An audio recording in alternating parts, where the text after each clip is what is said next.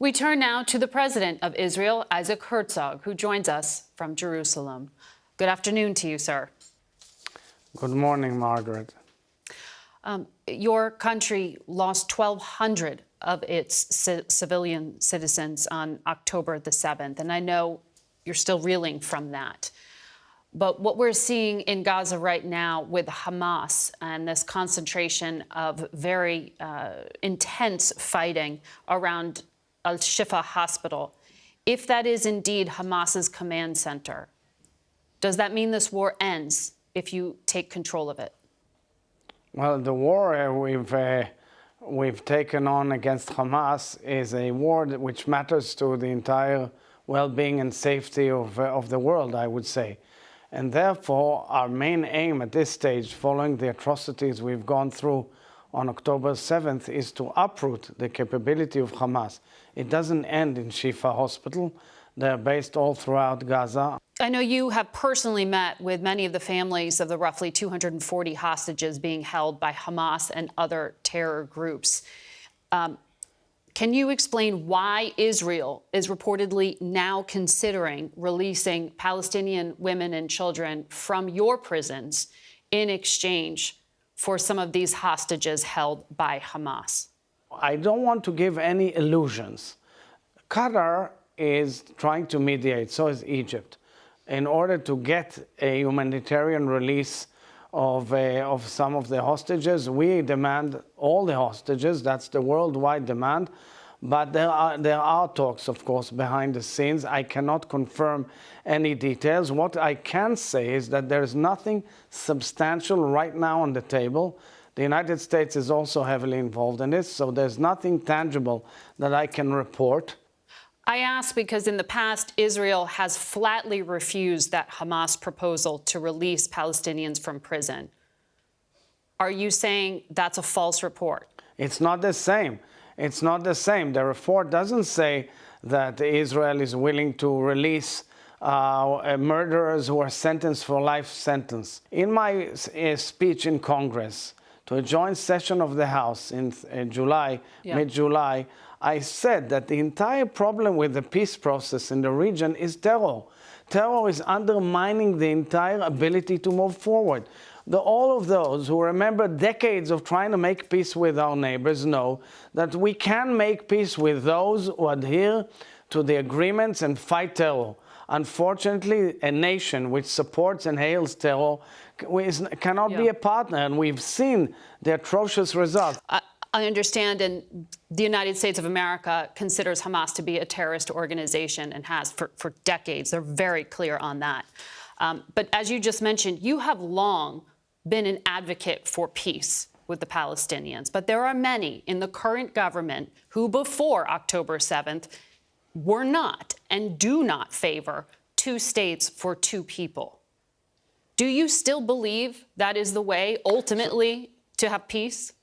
Why would anybody agree right now to any progress with our neighbors when we don't see truly their ability to fight terror?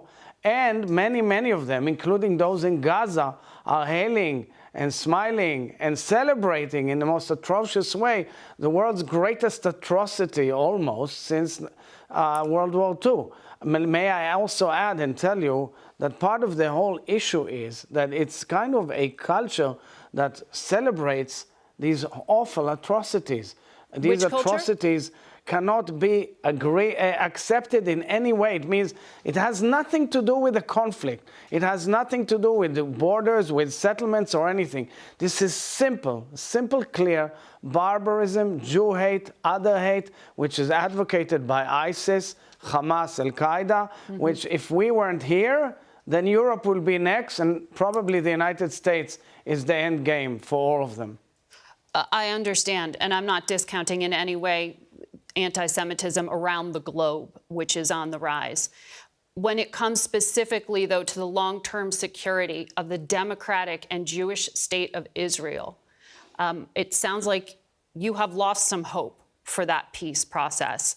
But I wonder, given what you are seeing happen in Gaza right now, and the wish you have for security for your people, aren't you concerned that more individuals will be radicalized by the level of civilian casualties right now?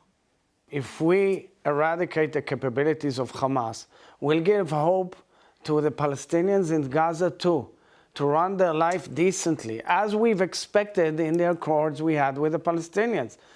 We enabled the Palestinian Authority to take control of Gaza, and they lost it. They lost it to a brutal coup of Hamas in 2007.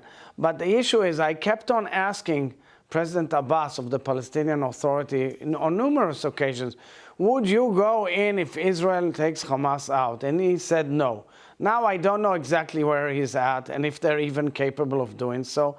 But one thing is clear, we first and foremost have to give safety and security to Israel. Understood.